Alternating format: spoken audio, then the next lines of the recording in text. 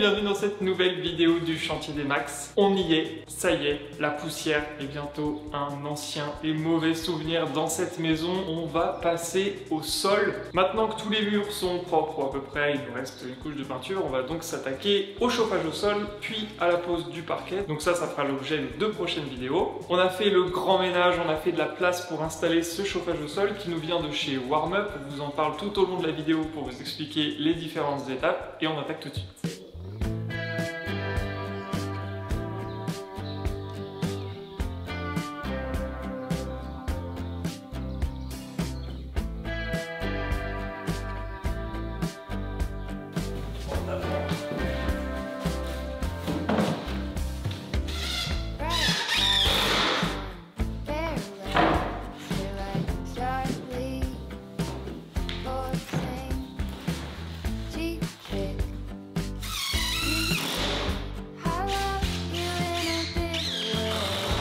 Vous vous demandez probablement ce qu'on est en train de faire, et bien c'est exactement le même principe que pour les meubles de cuisine. On avait créé une petite estrade pour placer les meubles de cuisine puisque on n'a aucun intérêt à mettre du chauffage au sol sous ces meubles-là, notamment ce meuble-là qui va servir de bibliothèque, de meuble télé qui va être probablement très lourd, chargé de livres, etc.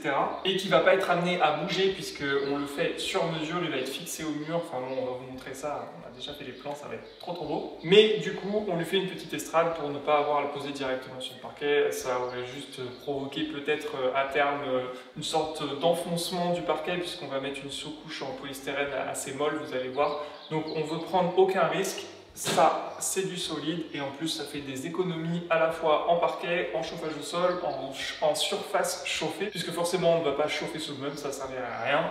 Voilà pourquoi on a fait cette petite estrade. On va avoir le parquet qui va venir vraiment contre et on va avoir le meuble qui va passer par-dessus. Ça ne se verra pas à la fin, ce sera magnifique. Trust the process, comme disent les Normands. Voilà, maintenant c'est parti pour la suite. Première étape, la sous-couche isolante.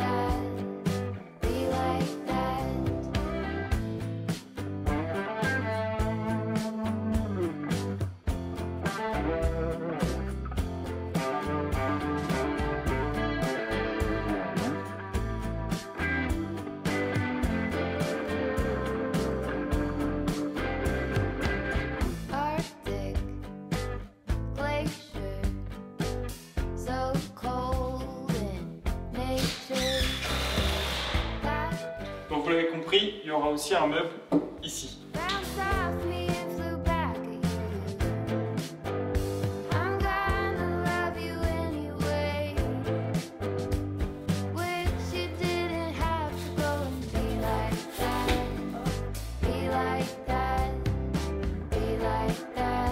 Voilà, on a fait la première étape, c'est-à-dire poser la sous-couche isolante partout dans le salon cuisine. C'est un bonheur à installer parce qu'il suffit de dérouler. Il y a un petit scotch autocollant, donc paf, il suffit de le mettre. Et voilà, ça nous paraît tout propre. Ça y est, on ne voit plus cet OSB tout moche. Je suis déjà très contente. J'ai pu tester cette piste de danse, j'étais ravie. Pour vous expliquer un petit peu, cette sous-couche isolante fait 6 mm d'épaisseur, donc c'est bien, ça va pas trop rehausser votre sol si vous êtes un petit peu ric-rac comme nous on l'était, pour pouvoir passer sous les portes quand vous allez ouvrir, c'est quand même plus simple. Donc l'avantage c'est que ça crée une barrière thermique avec le support, donc nous ici le sol OSB, et de l'autre côté il y a une fine couche en aluminium qui va permettre de répartir la chaleur uniformément, c'est quand même mieux. C'est pas du tout obligatoire d'en mettre une, mais c'est mieux, ça évite d'avoir des déperditions de chaleur, donc ça permet de gagner en confort thermique. Voilà, maintenant on va pouvoir passer à la pose de la trame chauffante, on va vous montrer tout ça.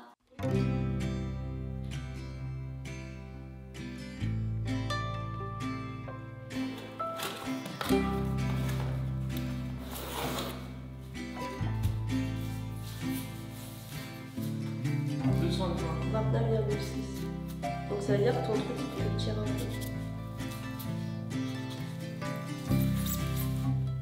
Là, en fait, ce qui va se passer, c'est qu'on a une trame. Donc là, c'est un rouleau qui fait environ 6 mètres carrés. Évidemment, le rouleau, il faut qu'on lui fasse faire des petits serpentins. Donc, ce qui va arriver, c'est qu'il va falloir découper de temps en temps la trame. Donc là, on voit bien le câble chauffant qui serpente ici. Et là, je peux le couper. Il n'y a pas de problème, puisqu'il n'y a pas le câble à cet endroit-là. Il faut juste que je m'arrête avant le retour. Donc là, je vois bien mon câble ici. Il faut que je fasse attention à ne pas le couper, évidemment.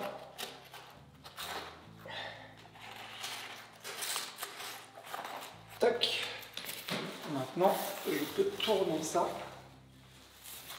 Hop. Et on continue le chemin comme ça. Et là, il va falloir que je mette les scotch qui sont fournis avec. Donc c'est des scotch en aluminium. J'imagine qu'on met en dessous et au-dessus.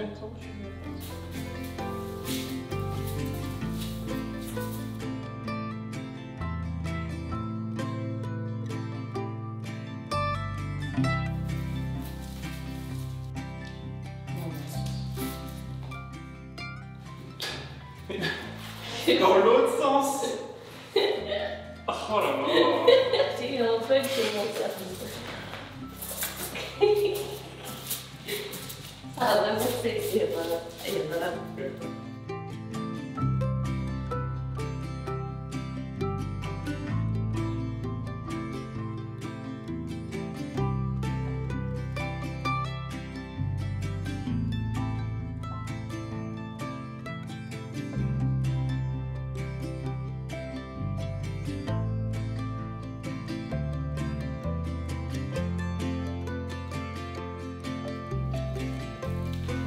Voilà.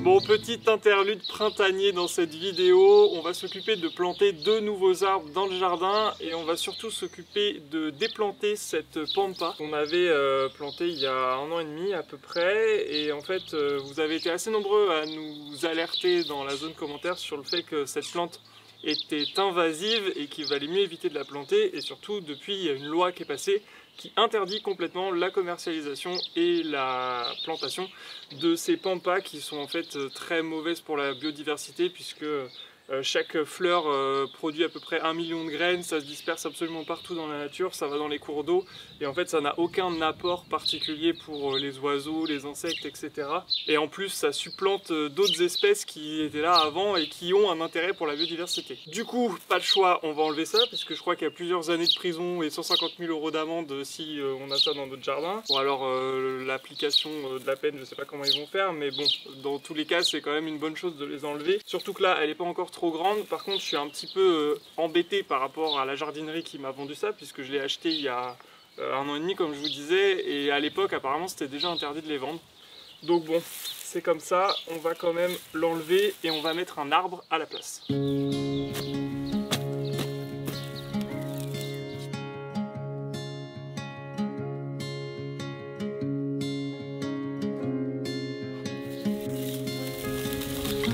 Eh ben, beau bébé.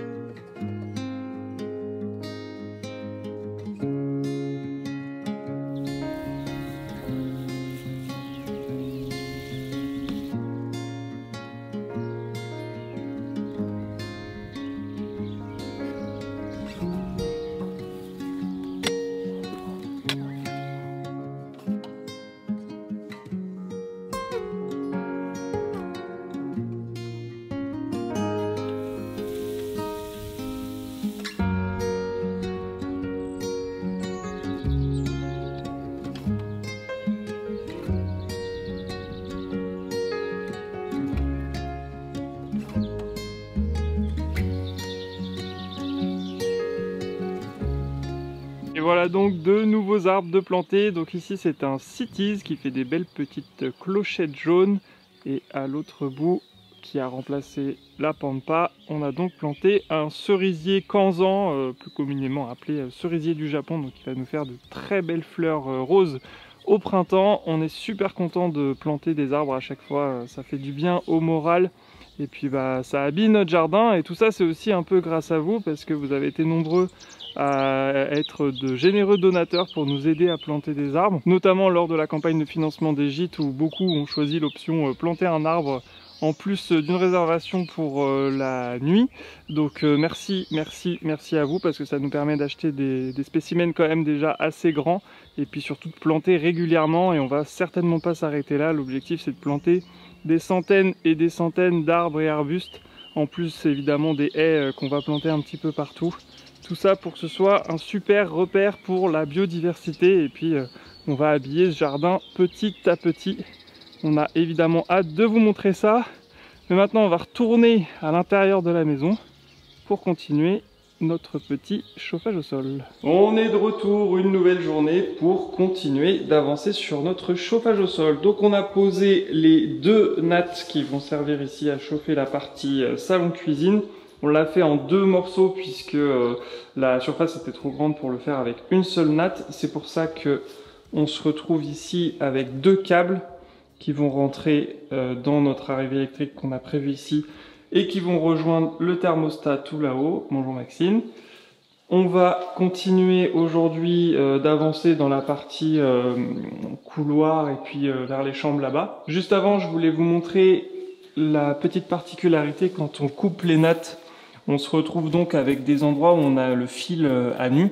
Donc ils nous livrent pour ça des scotch en aluminium qui permettent vraiment d'enrober le fil pour déjà pour le protéger et puis pour qu'il y ait une conductivité à la terre qui se fasse sur l'ensemble de la trame chauffante. Puis vous l'avez vu aussi sur les bords, on se retrouve avec des petits morceaux de natte puisqu'on découpe pour être le plus près possible de chaque bord. Alors forcément parfois ça tombe pas pile poil, donc on se retrouve avec des mini zones qui vont être un petit peu moins chauffées, mais bon ça c'est pas très grave. Surtout que c'est dans les coins ou contre les murs, donc c'est pas là forcément qu'on va se retrouver. L'objectif c'est que ça chauffe quand même uniformément la pièce pour que la chaleur se diffuse bien. Voilà, en tout cas on a bien avancé, ça fait trop plaisir puis de marcher sur un sol propre, même si c'est pas le sol définitif. Et on va donc continuer d'avancer par là, côté couloir et dans les chambres. Petit nettoyage avant, on passe un coup d'aspirateur de serpillière, comme ça tient bien, c'est propre.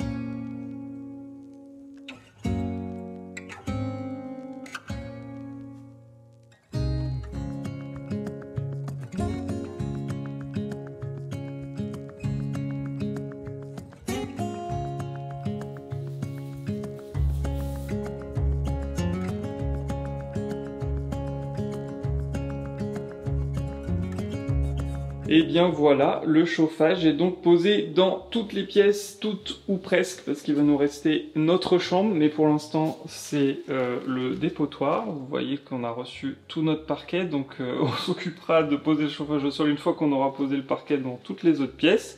Maintenant, on va s'occuper tout simplement de faire fonctionner tout ça. Donc on avait en attente nos alimentations. Donc en fait ces fils là on les avait fait passer, mais ils vont plus nous servir de tire-fil, puisque on va faire monter directement l'alimentation pour cette trame de là à là, une petite boîte de jonction qu'on avait fait ici. Et ça va être pour faire passer le fil du thermostat qui va remonter tout là-haut. Hop. Et on va donc brancher le thermostat ici. Donc on a notre alimentation électrique qui va être connectée au tableau électrique qui n'est pas encore fait, vous l'avez remarqué, mais bientôt, très bientôt. Et on va donc faire monter ici la sonde pour capter la température du sol.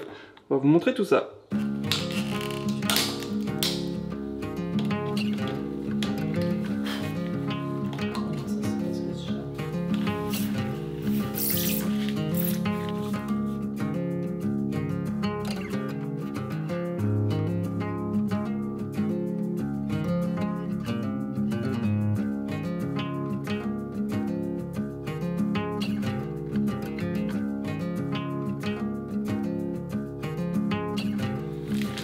Voilà la petite sonde, il faut la passer en fait entre, là on voit bien le câble chauffant ici, donc il faut la faire passer bien entre, il faut surtout pas que le câble chauffant coupe cette partie là, il ne faudrait pas que ça passe par dessus, donc là c'est bon, il n'y en a pas, en fait il faut le passer en dessous.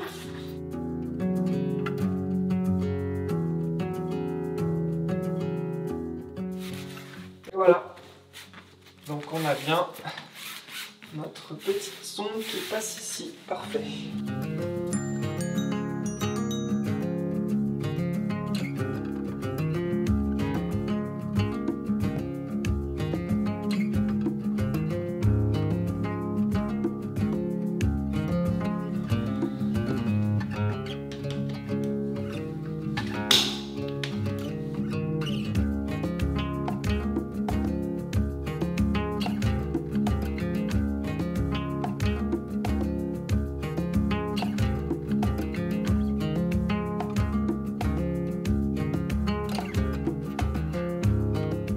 Et voilà, le thermostat est installé, ça nous a permis aussi de mettre en activation la trame chauffante du couloir. Tout fonctionne, on n'a pas sectionné le câble, on est bien allé partout, c'est très agréable pour nos petits pieds. Et pour vous dire un petit peu plus sur ce thermostat, ce qui est pratique, c'est qu'à la fois on peut le contrôler là de manière tactile directement, mais aussi le connecter sur une application pour que sur notre téléphone, par exemple je rentre 1 heure plus tôt, il fait super froid dehors, j'ai envie qu'il fasse bien chaud dans ma maison, hop, depuis mon téléphone, je lui dis attention j'arrive, fais chauffer la maison. Et sinon on trouve qu'il y a certaines fonctionnalités qui sont vraiment super intéressantes, notamment la détection de fenêtres ouvertes. Par exemple dans la chambre, je laisse le chauffage, j'oublie de l'enlever alors que j'ai ouvert la fenêtre. Le thermostat va le détecter et ne va pas chauffer pour rien et donc ne pas dépenser du chauffage inutilement. C'est un peu bête de chauffer pour rien. Il a d'autres fonctionnalités, notamment détecter la température extérieure pour qu'il s'adapte. On va tester ça au fil du temps pour voir un petit peu comment on s'approprie ce système de chauffage au sol et de thermostat. On vous en parlera un petit peu, mais en tout cas on est très content. Ça nous permet de voir qu'il fait 18 degrés dans la maison, c'est pas trop mal. Et on peut maintenant attaquer la pose des 2 derniers thermostats.